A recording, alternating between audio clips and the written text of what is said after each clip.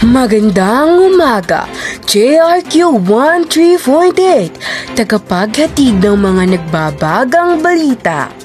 Mula sa Bulwagang Pambalitaan, tagapaghatid ng impormasyon ng bayan, ito ang JRQ 13.8, mga isyong tinututukan at sinusubaybayan. JRQ 13.8, boses ng sambayanan, eri na!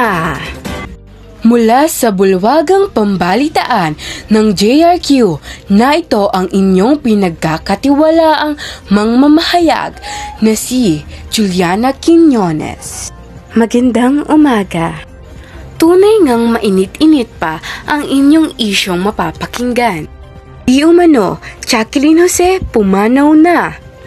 Nagluluksa ang mundo ng showbiz dahil sa pagpanaw ng sikat na artistang si Jacqueline Jose.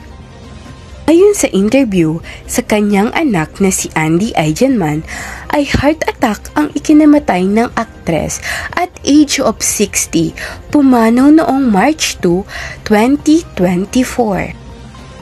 Tunay nga na masakit sa mga anak nito ang maagap na pagpanaw dahil sa mga emosyong naipakita, lalo na kay Andy.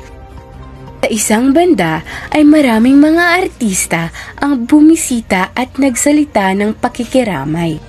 Sa tingin ko ay talagang minahal ng showbiz si Jacqueline Jose, kaya ganun na lang ang ipinaramdam nilang pakikiramay sa pamilya. Noong nakaraang araw ay hinatid na sa huling hantungan ang aktres.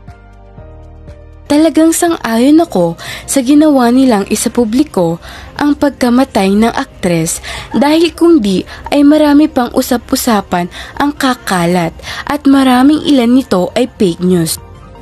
Taos-pusong nagpapasalamat ang JRQ 13.8 sa inyong matiyagang pakikinig.